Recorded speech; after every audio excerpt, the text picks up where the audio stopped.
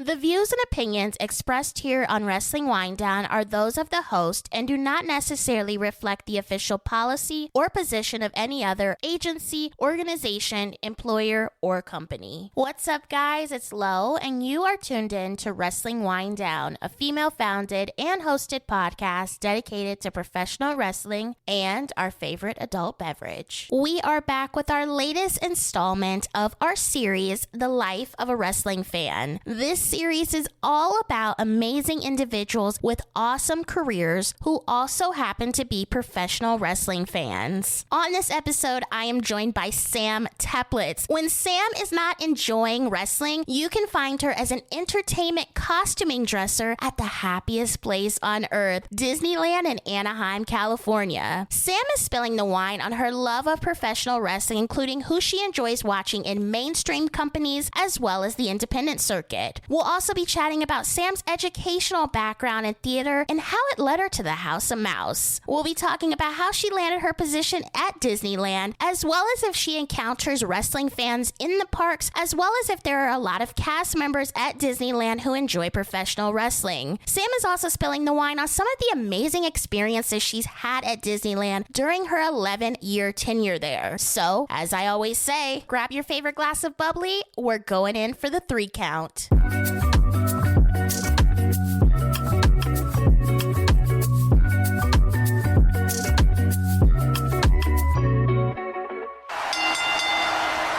Joined by Sam Teplitz. I am so amazed by her career. When I met her at a Grab House event, I overheard her talking about what she does, and I was like, wait a minute, you do what?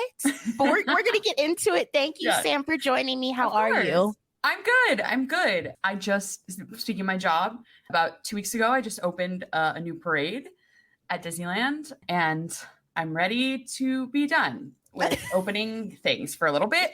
It's really chaotic, but it was really fun, and it's a really fun show. So, yeah. Let's dive into your interest of wrestling. When did you first start watching wrestling?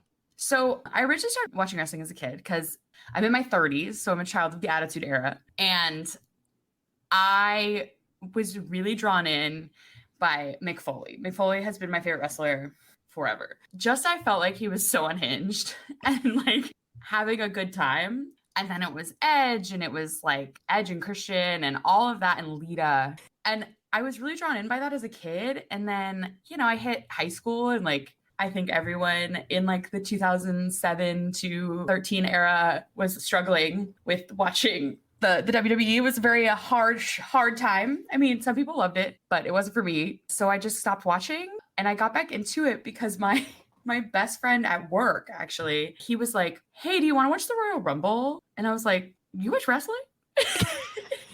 And he was like, yeah, I do. I went over to his house, like him and his now wife and some of our friends, and we were watching it. And I was like, oh, this is it. This is what I've been looking for. As a nerdy little theater kid, loves just drama, but also as an angry child. I was like, this is everything. I get both. So yeah, that's how it started for me and how I got back into it. You mentioned Edge, you mentioned Mick Foley, Lita. Those were some of your favorites to watch then, but who do you enjoy watching now? Eddie Kingston is my literal king. I have Mick Foley and Eddie Kingston tattooed on my leg, like together. I am also adding Nick Gage soon. Nick Gage is another one. I have those tattoos because they are wrestlers who inspire me to just be me and keep going, because it feels like that's like why I love Eddie too. Like, I love his wrestling style as well, but he's just so real and genuine. I actually met him for the first time at 2 a.m. in a hotel lobby when I was at a New Japan event, and he was the kindest man, and he was so sweet to me. And I showed him my tattoo, and he wasn't weird, and he didn't think I was weird. So I was like, oh no, he's gonna think I'm a freak. But I have a lot of tattoos, but I always get them kind of spur of the moment because every single one represents a point in my life. So Eddie is like the one, but I'm also I'm really into Jade right now. Like, I just think that she's so sick, and like her absolute growth from day one is insane. I think that she's incredible. Also, like, her take no attitude is incredible too, because even since the days of China, like the attitude towards a muscular woman, especially, I can't imagine it, especially as a woman of color, coming into a scene that is inherently racist, sexist, is just incredible that she has become such a star. So those two are my like big ones right now. I know you also keep up with the independent scene. Who are some of your standouts, in your opinion, that are currently on the indies? I got to show my homies, like, we know Effie is the one. I just think he's incredible. I think that what he's doing for queer wrestling, also as an independent person, like, I just think that he's such an incredible mind for the business, as well as being just like a wonderful person. And he really puts his hand out for other queer wrestling, and not only queer wrestling, but other people. I love that. Sawyer Wreck, I just think that she's going to be a star. She's so cool. And yeah, that's the reason her nickname is Big Mommy Cool. But she's so cool and so dynamic in what she can do, like from deathmatch to like your standard. Like, I was just in New Jersey for the GCW, and she was wrestling Joshi's like it was nothing. It's just incredible. I love seeing people cross over like that, be able to do literally everything. Same with Charlie Evans and Ali Catch. They can do everything in such a beautiful way. And then Cole Radrick, I think, is underrated. I think he's an incredible wrestler and incredible guy, but I also think he deserves more credit for how good he is. Yeah, and I think those are like my real standouts of what I'm seeing currently. And then, of course, I love Trish Adora. I love everyone who's ending up on Ring of Honor. Yeah. Like Willow, Trish, Billy. I'm like so excited for them because I think all of those women are incredible. I'm really happy for them. But I feel like I'm like, well, they're not really on the indies anymore. They're like stars now. And They're I love growing that. up. They're growing up, and it's so incredible. Like Billy being 18 and currently being in Japan, crazy. Billy Starks is like incredible for so young, just fulfilling her dreams at such a young age is amazing. Yeah. What are some of the promotions that you enjoy keeping up with, whether by watching from home or going to their live events? I know you mentioned GCW, but are there any others that you like going to or that you enjoy? Yeah, as you said, we met at a Grap House event. I do love going out to Vegas for Grap House. I've known Chris Mounts, who is one of the founders of it. I've known Chris for like 15 years through music. So it's really, really cool to see his other dreams come true. I just think it's really sick, and I have so much fun at those shows. Like, highly, highly recommend Grap House if you can get out to Vegas. I've had a great time when I go out there. And then when I can't, like things I can't really, like I watch on TV, or like I love BLP, Black Label Pro. I just think they have such a sense of humor, and they're also incredible wrestling, because I think wrestling deserves a sense of humor sometimes. Like, not everything can be like strong style all the time, though I do love that. I'm a New Japan girly as well, but that's like different. I'm an LIJ girl, Rip Sonata. I really like AIW. I think that they have some fun stuff. I haven't seen their like 3 most recent shows, but I do think that they're super fun. I've always watched them. Time Bomb Pro Wrestling in Fargo, North Dakota. Their shows are incredible. Shout out to IWTV and Fight for like letting me see all this stuff, but highly recommend Time Bomb. Like, their shows are super cool. The venue is an old church. Like, it looks so cool. Like, it's crazy. Time Bomb is really fun for me. And of course I watch like Beyond Wrestling, because how can you not? If you're into independent wrestling, you got to watch Beyond. It's got something for everyone kind of. And I think it's a really fun promotion as well. They used to do a lot more like goofy stuff, but they're doing some great work over there too. So along with being a wrestling fan, you have an amazing job. You are an entertainment costuming dresser with the Disneyland Resort in Anaheim, California. Tell me how you got into this field. So I went to school for theater. At a young age, I was a musical theater kid.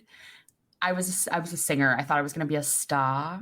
Okay, just Christina Aguilera. Right. I was like, I thought I was going to be a star, icon, legend. But in reality, I like to sing, but I hated being looked at. Like, I was like, I'm almost like a bad actress. So, and I always knew I was a bad actress. So, but my mom was like super sweet and encouraging my whole life. So she was always like, go, go, go. You got this. You have a beautiful voice. Like, do this. So I like pushed myself a lot to be a musical theater singer. I faced a lot of rejection in that too, because I'm like a bigger girl. And I also, again, I couldn't act very well. I still can't. And I knew that the whole time, but I kept trying. I was pushing. But when I went to college, I realized that I had so much more interest and love for the backstage art of theater, because I went into my classes thinking like, oh, let me go to this acting class. Miserable. Went to my first costuming class and I was like, this is it. I love this. Like, I've always loved fashion. I've always loved clothes, good or bad. Like, there are some pictures out there. I really like to put clothes on, whether they were good or not. Like, I used to fully wear like petticoats over jeans, and like, I was crazy. High school was a time. I just thought I was like the one. I was looking back at photos recently and I was like, oh no. But yeah, I always loved clothes. I always loved fashion. And I was like, is this even like an option? And I did go to an arts high school. I went to Culver City Academy of Visual and Performing Arts in Culver City, California. And that's where I first started I actually started in stage management. So I did stage management, production design, and production management through like high school and audio. And then I went to college and I found my love for costuming. And I was like, wow, I really love this. Like, this is something I really love, to create a story through clothes, through like small details. So I went to school for theater. My major was technical theater with an emphasis in audio and costume design. I also took some music business classes because I thought that was what I wanted to do for a long time.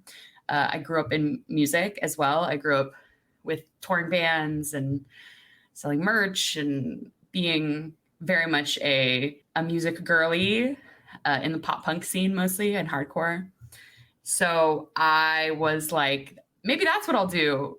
But I found my love in college, and shout out to Cal Poly Pomona.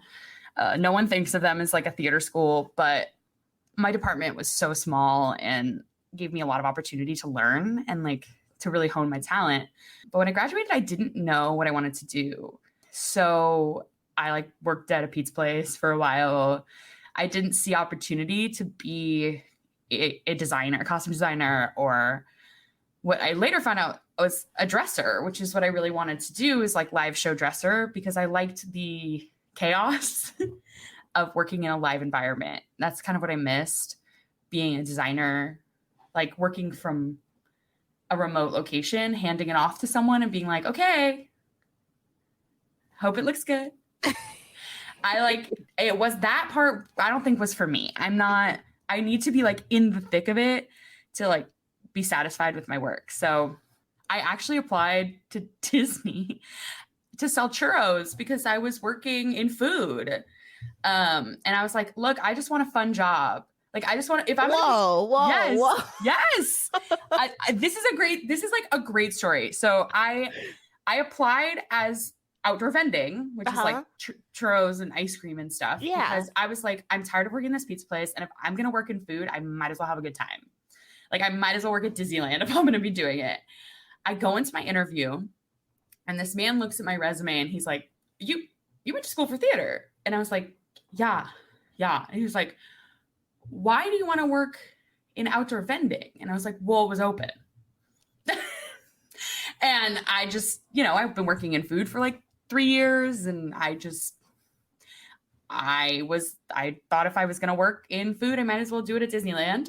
And he was like, direct quote, "This doesn't fill your passion bucket, does it?" And I was like, no, sir, it doesn't. Whoa. Okay. We're getting deep in the first interview. Right? And I was like, no, sir, I will always remember that. It's been like 11 years and I still remember that direct quote. And I was like, no. And he was like, I'm going to put you on the wait list for entertainment costuming. I think that is more up your alley. And I was like, okay, I guess. And I was like a little upset at the time because I was like, oh, he just doesn't want me. He's like full lying to me. Like, this is a corporation, blah, blah, blah. I don't hear back from them for 6 months. And then 6 months later, I get a call. It's like, hey, can you come in for a second interview? And I was like, second? For what? Yeah. I was like, for what? What are you talking about? And I was like, oh, your first interview is the one you just had, the one you had like 6 months ago. And I was like, oh, okay. So I come in with, turned out to be a great friend. And we both get there totally lost. And they're like, here, we're doing a second interview. They give us the whole tour. And at the end of the thing, they're like, so you want to work here? And I was like, yeah, I guess. And at the time I was living in Culver City, which is like a crazy commute. And I was like, oh, I didn't think I was getting this job. Like, I don't know what to do. Right. Like, and so I was like, okay. And I had to change my hair. At the time, the look restrictions were much more strict. Mm-hmm. So I had like orange hair, plugs. Like I was like out here. And I was like, oh no, I have like 3 weeks to figure out how to get like myself Disney appropriate. I did it. I just like dyed down my hair. I was like, oh no, what am I going to do? And that the rest is history. And I have been working there for almost 11 years now. Wow. Yeah. And it's been an adventure. It's definitely, I've been extremely lucky to do a lot of things in my department. When you were a kid, did you go to Disneyland a lot? Like, were you a huge Disney fan? Actually, no. I went to Disney, I think, like once when I was a kid. I think I went to Disney World when I was really little. So most of my family is in New York or Florida. And I don't have any memory of going like as a kid. My family insists, like my mom insists that we went to Disney World when I was little. And I was like, okay, I don't remember.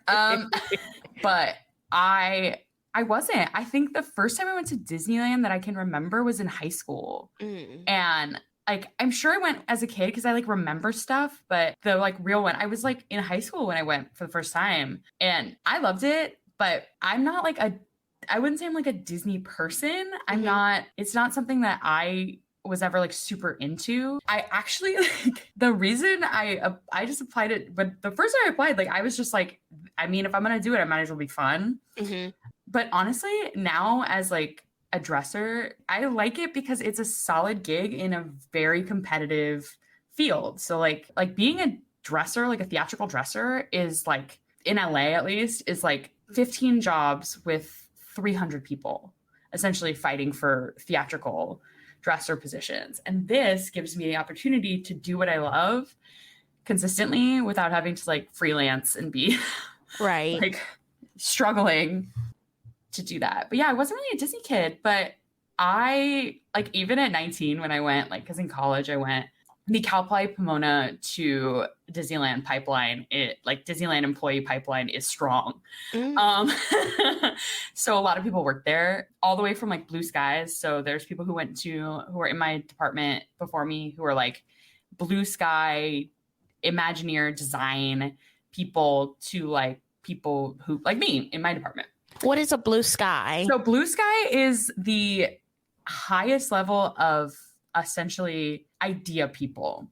So Blue Sky is like the top echelon of like ideas and Imagineers. So like engineers, design people.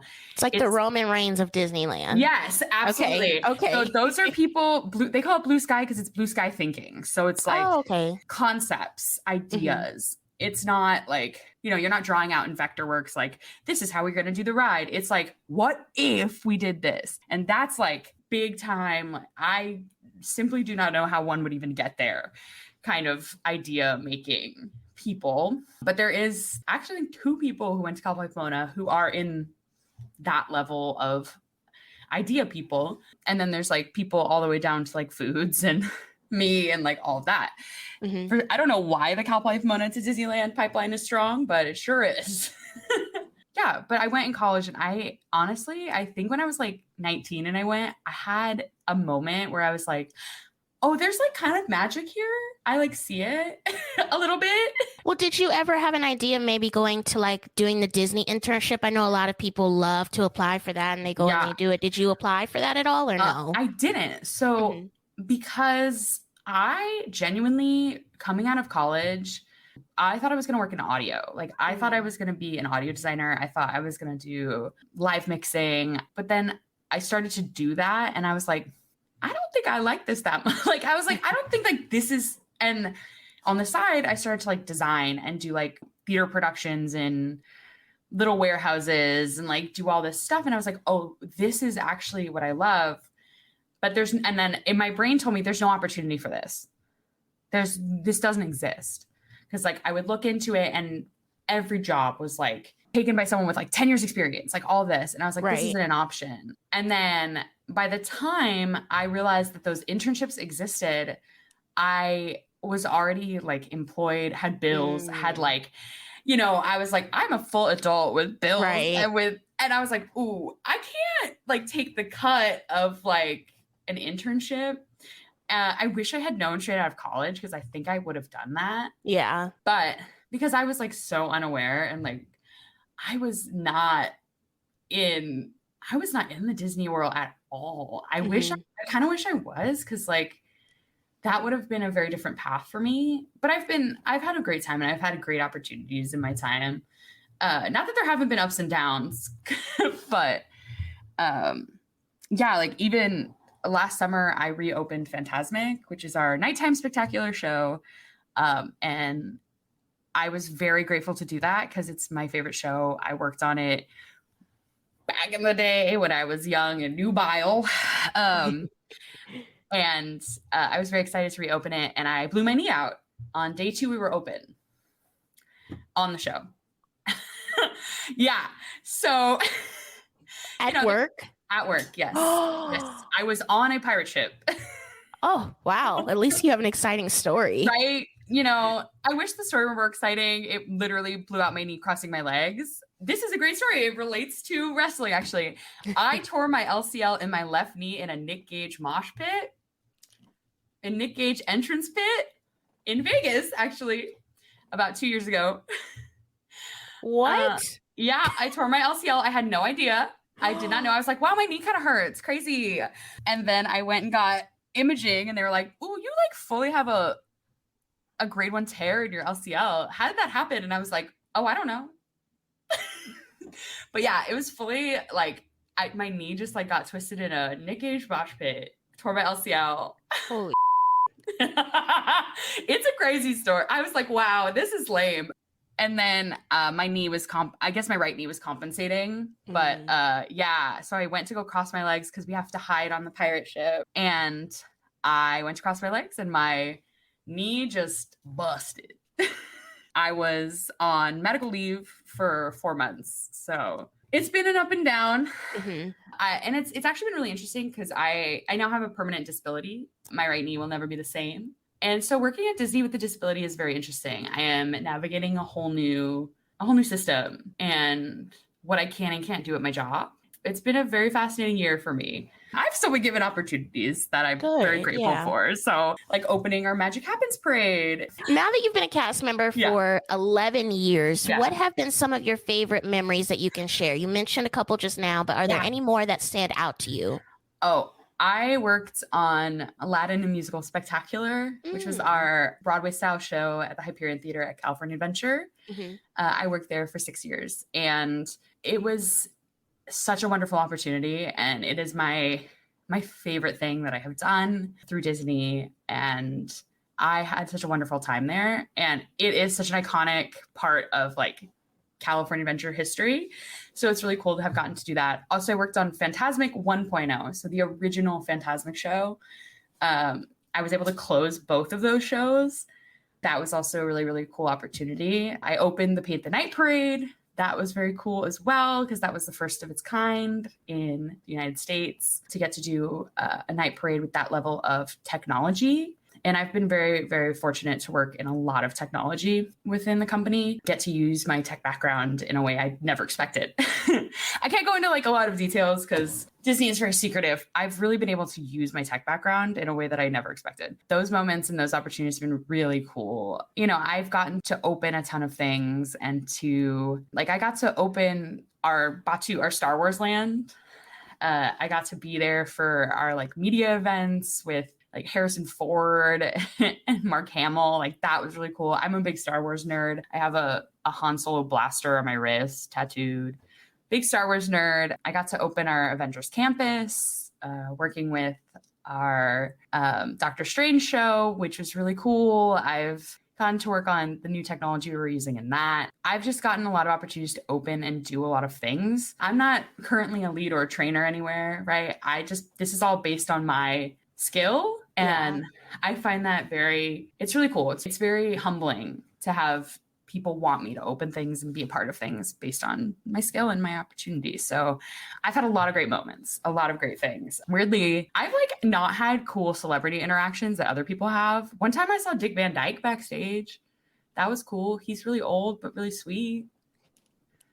That's it. That's like my only cool one. Like everyone asks me like, have you had celebrities? Have you seen them? And I'm like, no. I guess one time Cher was backstage, but I missed her by like, this was recently, and I missed her by like 5 minutes. And I was like, not Cher, not me missing Cher. I know. I never get the cool opportunities. Other people are like, wow, I totally like saw these celebrities. And like, have you come across any parkgoers or fellow cast members who are wrestling fans? Less than I would expect, honestly. One time I ran into Matt Cardona with the GCW title, like literally like walking across the park. I was like, hey. Did you say anything? I just was like, hey, because I was there like when he won it. I was like, that's it. I just went, because he was like right next to where I had to go. And he was just like standing there with the title. And I was like, at the park. Yeah. He brought it to Disneyland. It was like all part of like the gig. He was like, oh, when I win this title, I'm going to go to Disneyland and I'm going to take pictures in front of the castle because like, you know, that's his gig. He loves the Disney parks. Right. And so he's like holding the GCW title in my way. And I was like, hey, what's up, dude? Like, and there's like a few, my best friend, he's still works at Disney. Shout out to Keenan if you're listening. He's also a wrestling fan, and he and we actually went to the first Double or Nothing together. Like, okay, yeah. Yeah, and he and I really bonded over this. Like, I've taken him to a few GCW shows and indie stuff, but yeah, he just had a kid, so I'm on my own at the Disneyland Resort here right now. There's a few girlies who they like kind of jump in when I'm like espousing my Disney / wrestling stuff. I'm always like, hey, y'all like wrestling? And they're like, but like there's a few girlies who are always like, and I'm like, do you want to talk? We can talk. Like, I think like one of the Bellas was at a Super Bowl event at Disney, and one of the girls was like, I love the Bellas. And I was like, this is an in. I love sharing my love of wrestling. I think there's something for everyone. So like whenever I get like a little in, I'm like, here's some clips. Y'all want to see this? Like one of my friends had never seen wrestling before, came to the LA AEW show, and I made her like a whole playlist. She's from like Disney, and I made her a whole playlist of like, this is the stories, this is what you're getting, here's some videos. Like I am such a dork when it comes to like spreading that love. So I'm trying to get a bigger squad of wrestling / Disney employees. We'll see. The crossover effect. You will have to keep me updated on that. I know. I'm trying. Playlists and over enthusiasm for the kids. Thank you, Sam, so much for joining me here on Wrestling Winedown. Where can the people keep up with you on social media? I am on Twitter and Twitch. I'm hoping to get back on Twitch. Been a long time, but they're both UX Rebel on both of them. YOUX Rebel. Thank you for tuning in to another episode of Wrestling Winedown. You can find all of our other episodes available wherever you listen to your podcasts, including Apple Podcasts, Spotify, Google Play, and iHeartRadio. We are on Twitter and Instagram at WWDCAST. We also have our official merch store, which you can find at shop.wrestlingwinedownlv.com. Let us know what you thought about this episode. What was your favorite part? Until next time, enjoy your wine and, of course, enjoy your wrestling. Cheers!